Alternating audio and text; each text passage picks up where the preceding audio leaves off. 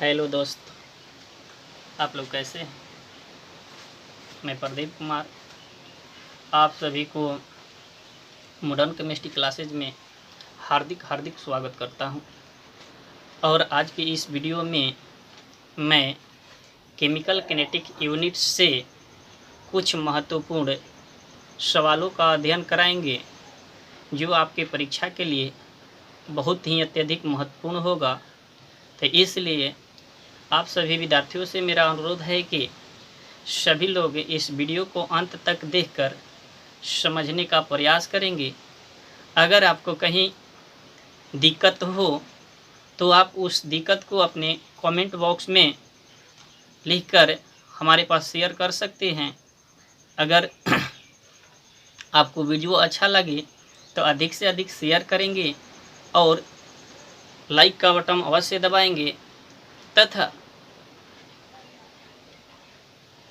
Channel को subscribe एवं अधिक से अधिक शेयर करेंगे। तो चलते हैं आज की इस नई वीडियो में। आपको यह बताएंगे कि अभिक्रिया की आणविकता या अणुसंख्यता किसे कहते हैं। अभिक्रिया की आणविकता या अणुसंख्यता किसे कहते हैं। मोलिक्युलरिटी ऑफ रिएक्शन, मोलिक्युलरिटी ऑफ रिएक्शन है अभिक्रिया की आणविकता या अणुसंख्यता। तो चलते हैं, आप आसानी से इसकी परिभाषा दे सकते हैं कि अभिक्रिया के वेग निर्धारित पद में, अभिक्रिया के वेग निर्धारित पद में भाग लेने वाले अणुओं की संख्या को, भाग लेने वाले अणुओं की संख्या को अभिक्रिया की आणविकता कहते हैं। अभिक्रिया की आणविकता कहते हैं। इसे अणुसंख्यता भी कहा जाता है। इसका दूसरा नाम क्या है? अणुसंख्यता है।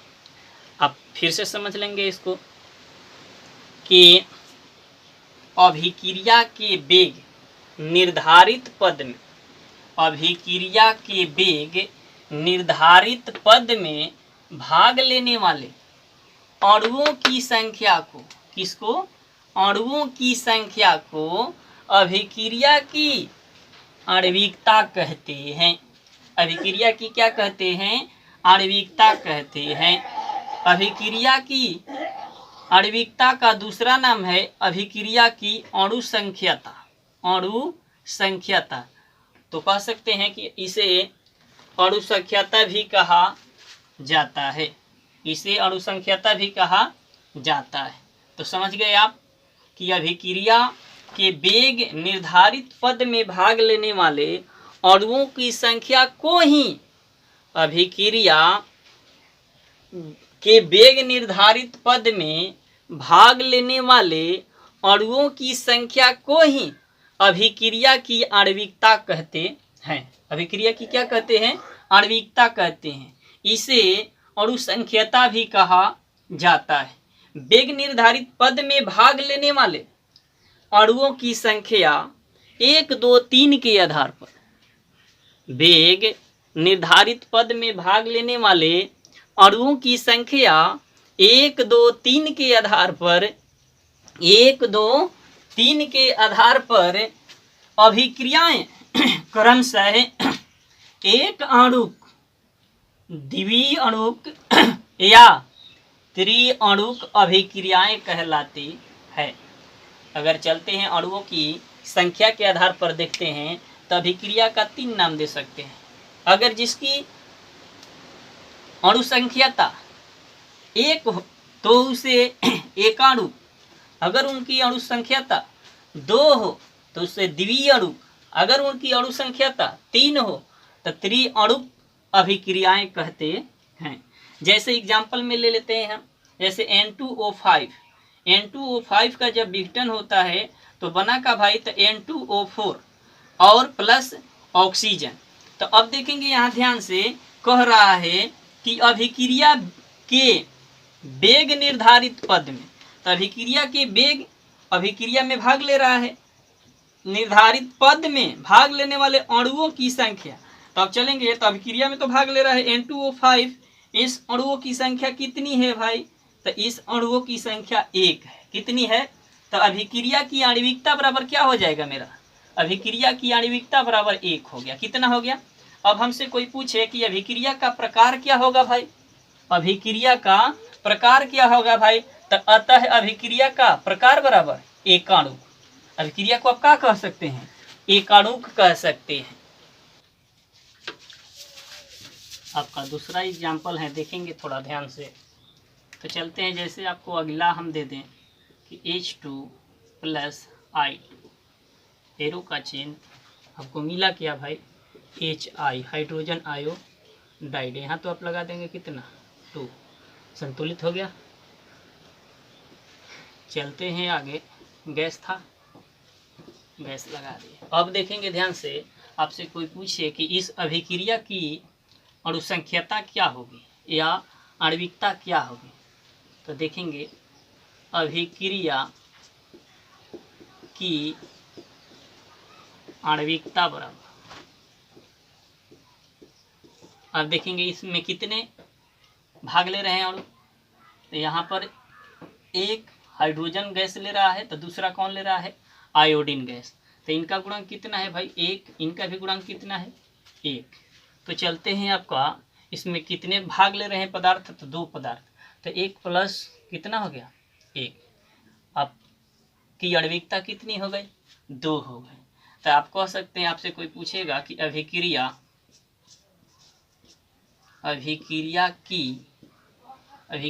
का प्रकार, अभिक्रिया का प्रकार क्या हो जाएगा?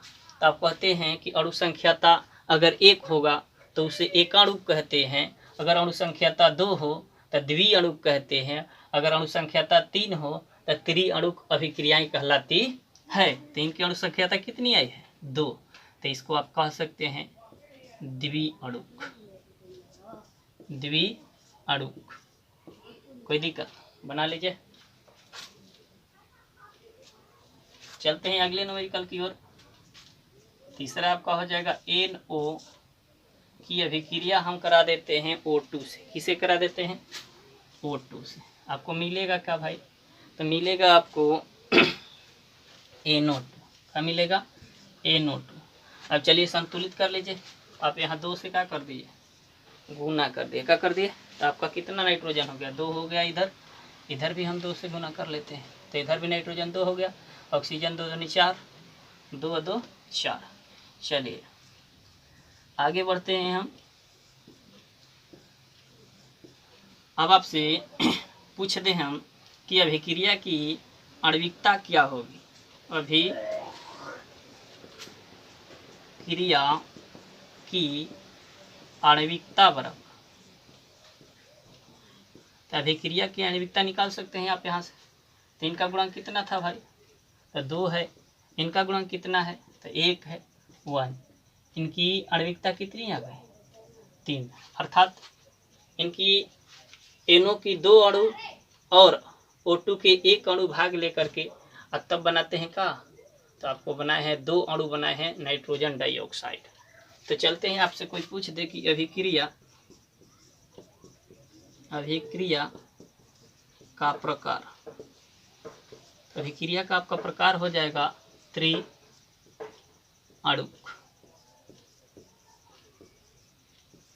जल्दी जल्दी स्क्रीनशॉट ले सकते हैं, लीजिए सभी लोग। तब आगे बढ़ाते हैं टॉपिक को। हम नोट की ओर चलते हैं। तो आपका नोट में होगा, विशेष ध्यान दिया जाता है नोट पर, क्योंकि प्रतिबंध एक रूप से होता है यह, तो आप लोग विशेष ध्यान देंगे इस पर कि अभिक्रिया की आणविकता जो होती है कभी उसका मान 0 नहीं हो सकता है और न ही प्रभाज हो सकता है, अर्थात भिन्न हो सकता है। कहने का अर्थ यह है विद्यार्थी कि अभिक्रिया की आणविकता 0 या प्रभाज नहीं हो सकता है, यानी उनकी मान कभी 0 नहीं आ सकता है और न ही बटा में आ सकता है और न ही किस में आ सकता है? भिन्न में आ सकता है। तो दूसरा नोट आप ध्यान देंगे, दूसरे नोट की ओर चल रहे हैं। तो 3 से अधिक आणविकता की अभिक्रियाएं ज्ञात नहीं है। अभी तक जो जितनी अभिक्रियाएं हैं वे सभी क्या तो एकाणुक, द्विअणुक या त्रिअणुक होते हैं। इससे अधिक आणविकता की अभिक्रियाएं अभी तक ज्ञात नहीं है। अगला पॉइंट चलते हैं। अभिक्रिया की आणविकता एक सैद्धांतिक मान है, माने सिद्धांत का दिया गया मान है। अभिक्रिया की जो आणविकता होती है उसका जो मान होता है वह एक सैद्धांतिक मान होता है। कैसा मान होता है? सभी पॉइंट पर विशेष ध्यान देंगे, क्योंकि आगे आपको आणविकता और कोटि में अंतर स्पष्ट करते समय यह सभी के सभी पॉइंट आपको काम देंगे हैं। तो आणविकता तीन की अभिक्रियाएं दुर्लभ होती है, माने बहुत कम मात्रा में आणविकता तीन की अभिक्रियाएं हमें ज्ञात होती है, मिलती है। स्पष्ट समझ गए? नोट पर ध्यान देंगे विशेष आप लोग कि अभिक्रिया की आणविकता का मान कभी शून्य या प्रभाज्य नहीं हो सकता है।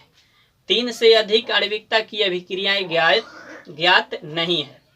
अभिक्रिया की आणविकता एक सैद्धांतिक मान है। कैसा मान है? सिद्धांत का दिया हुआ मान है। आणविकता 3 की अभिक्रियाएं दुर्लभ होती है। चलते हैं आगे आपको। तो अगला सवाल आपका होगा, अभिक्रिया की आणविकता और कोटि में अंतर स्पष्ट करें। अभिक्रिया की आणविकता और कोटि में अंतर स्पष्ट करें। तो आप दोनों पॉइंट पढ़ चुके हैं पहले। तो चलते हैं, कॉपी को 2 भागों में बांट लेंगे। एक साइड में हम आणविकता को ले लिए, दूसरे साइड में कोटि को ले लिए। किसको ले लिए? इस बॉक्स में ध्यान से देखेंगे आप लोग, बॉक्स को समझने का प्रयास करेंगे। पहला पॉइंट आपको आणविकता में हम डाले हैं कि अभिक्रिया के प्राथमिक पद में भाग लेने वाले, अभिक्रिया के प्राथमिक पद में भाग लेने वाले प्रतिकारक अणुओं की संख्या, प्रतिकारक अणुओं की संख्या अभिक्रिया की आणविकता होती है। जो प्रतिकारक पदार्थ होते हैं उनकी अणुओं की संख्या जो होती है उसी को आणविकता कही जाती है। अब चलते हैं, कोटि किसे कहते हैं भाई? तो अभिक्रिया की वेग को प्रभावित करने वाले, अभिक्रिया की वेग को प्रभावित करने वाले अणुओं की संख्या अभिक्रिया की कोटि होती है। अभिक्रिया के वेग को जो अणुओं की संख्या प्रभावित करती है, जो अणु प्रभावित करते हैं उनकी संख्या को ही अभिक्रिया की कोटि कही जाती है। अभिक्रिया की आणविकता की ओर चलते हैं। दूसरा पॉइंट, तो अभिक्रिया की आणविकता एक प्रकार की सैद्धांतिक मान है। कैसा मान है? सैद्धांतिक मान है। अब चलते हैं, कोटि का है भाई? तो कोटि एक प्रकार के प्रायोगिक मान है। कैसा मान है? प्रायोगिक मान है। अगला पॉइंट चलते हैं, आणविकता में इसका मान हमेशा पूर्ण संख्या होता है। कभी आणविकता का मान शून्य नहीं हो सकता है और न ही भिन्न के रूप में हो सकता है और न ही ऋणात्मक कभी हो सकता है। जब भी यह संख्या रहता है तो पूर्ण संख्या में रहता है। इनकी संख्या किस में रहता है? तो पूर्ण संख्या में रहता है। लेकिन कोटि का मान शून्य हो सकता है, पूर्ण संख्या हो सकता है, भिन्न हो सकता है, ऋणात्मक भी हो सकता है। स्पष्ट हो गया कि आणविकता का मान हमेशा पूर्ण संख्या होती है, लेकिन कोटि का मान पूर्ण संख्या, शून्य, भिन्न या ऋणात्मक हो सकता है।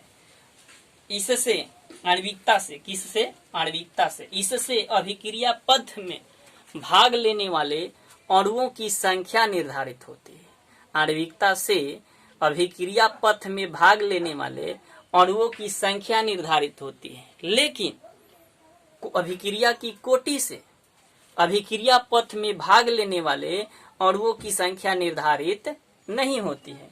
तो आप लिख सकते थे कि इस अभिक्रिया, इससे या इसे अभिक्रिया पथ में भाग लेने वाले अणुओं की संख्या निर्धारित होती है।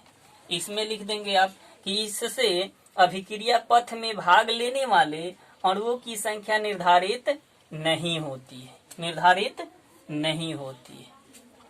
स्क्रीनशॉट ले लेंगे सभी लोग। अब चलते हैं आपके अगले टॉपिक की ओर। आपका सवाल है देहली ऊर्जा या थ्रेशोल्ड ऊर्जा। देहली ऊर्जा या थ्रेशोल्ड ऊर्जा आपकी परीक्षा 2011 में भी आया है, 2016 में भी आया है। थोड़ा विशेष ध्यान देंगे, शॉर्ट सवाल ऐसे ही आएंगे आपके परीक्षा में, एग्जाम में 2021 में। तो चलते हैं, देहली ऊर्जा या थ्रेशोल्ड ऊर्जा है क्या है? तो चलते हैं, तो आप देहली ऊर्जा किसे कहते हैं? तो ऊर्जा की वह न्यूनतम मात्रा जो अणुओं के पास पाई जाती है। ऊर्जा की वह न्यूनतम मात्रा जो अणुओं के पास पाई जाती है तो उसे देहली ऊर्जा कहते हैं। तो उसे क्या कहते हैं? देहली ऊर्जा कहते हैं। देहली ऊर्जा को ही थ्रेशहोल्ड ऊर्जा कही जाती है। देहली ऊर्जा को ही थ्रेशहोल्ड ऊर्जा कही जाती है। आप देख सकते हैं, आप स्पष्ट स्क्रीनशॉट भी ले सकते हैं कि ऊर्जा की वह न्यूनतम मात्रा जो अणुओं के पास होती है। ऊर्जा की वह न्यूनतम मात्रा जो अणुओं के पास होती है देहली ऊर्जा कहलाती है। कौन सी ऊर्जा कहलाती है? देहली ऊर्जा कहलाती है। इसे थ्रेशहोल्ड ऊर्जा भी कही जाती है। इसे थ्रेशहोल्ड ऊर्जा भी कही जाती है। अब चलते हैं आपके अगले टॉपिक की ओर। तो आपका अगला टॉपिक है संकीर्ण ऊर्जा, एक्टिवेशन एनर्जी। संकीर्ण ऊर्जा, यह भी सवाल आपकी परीक्षा में आ चुका है। इम्पोर्टेंट सवाल है, 2013 में आपकी परीक्षा में आया हुआ सवाल है। तो चलते हैं आगे कि संकीर्ण ऊर्जा किसे कहते हैं? संकीर्ण ऊर्जा किसे कहते हैं? ऊर्जा की वह न्यूनतम मात्रा, ऊर्जा की वह न्यूनतम मात्रा जो देहली ऊर्जा से कम, जो देहली ऊर्जा से कम ऊर्जा वाले अणुओं को, देहली ऊर्जा से कम ऊर्जा वाले अणुओं को क्रिया करने के योग्य बनाने के लिए, क्रिया करने के योग्य बनाने के लिए दी जाती है, उसे संकीर्ण ऊर्जा कहते हैं। उसे आप क्या कहते हैं? संकीर्ण ऊर्जा कहते हैं। संकीर्ण ऊर्जा को EA से सूचित किया जाता है। अब संकीर्ण ऊर्जा का फॉर्मूला भी लिख सकते थे आप कि संकीर्ण ऊर्जा बराबर देहली ऊर्जा माइनस अणुओं द्वारा धारित ऊर्जा, या कह सकते हैं कि EA बराबर E देहली माइनस E अभिकारक, माने अभिक्रिया में जो अणु भाग ले रहे हैं उसके द्वारा धारित ऊर्जा को अगर आप देहली ऊर्जा में से घटा देते हैं, जो शेष ऊर्जा बच जाती है, जो शेष ऊर्जा रह जाती है, उस ऊर्जा को ही संकीर्ण ऊर्जा कही जाती है। संकीर्ण ऊर्जा कही जाती है। फिर से देख लेंगे कि ऊर्जा की वह न्यूनतम मात्रा जो देहली ऊर्जा से कम ऊर्जा वाले अणुओं को क्रिया करने के योग्य बनाने के लिए दी जाती है, संकीर्ण ऊर्जा कहलाती है। कौन सी ऊर्जा कहलाती है? संकीर्ण ऊर्जा कहलाती है। इसे EA से सूचित किया जाता है। अगर फार्मूला की ओर चलेंगे आप तो संकीर्ण ऊर्जा का फार्मूला लिख सकते हैं, संकीर्ण ऊर्जा बराबर देहली ऊर्जा माइनस अणुओं द्वारा धारित ऊर्जा। अगर देहली ऊर्जा के मान में से अणुओं द्वारा धारित ऊर्जा के मान को घटा दी जाती है, देहली ऊर्जा के मान में से अणुओं द्वारा धारित ऊर्जा के मान को अगर घटा दी जाती है तो शेष बची हुई ऊर्जा को ही संकीर्ण ऊर्जा कही जाती है। इसे ऐसे भी दिखा सकते थे, EA बराबर E देहली माइनस E अभिकारक, E अभिकारक। आप लोग सभी लोग समझ चुके हैं। अगर स्क्रीनशॉट लेना चाहते हैं तो स्क्रीनशॉट ले लीजिए। सभी दोस्तों से निवेदन है कि modern chemistry classes by Pradeep sir के नाम से जो यूट्यूब पर चैनल है, अगर सब्सक्राइब ना किए हैं तो सब्सक्राइब कर लें और बेल आइकन का घंटी अवश्य दबाएं ताकि कोई भी मैं नए वीडियो अपलोड करूं आपके पास आसानी से पहुंच सके। तो इसके साथ साथ आप अगर वीडियो अच्छा लगे तो अधिक से अधिक शेयर कीजिए और लाइक का बटन दबा दें। अगर आपको कहीं समझने में दिक्कत हो रही है तो उसे कमेंट बॉक्स में अवश्य लिखें ताकि हम अगले वीडियो में आपकी इस कमी को दूर कर सकें। तो इतना ही आज के वीडियो में। आप सभी को थैंक्स, धन्यवाद।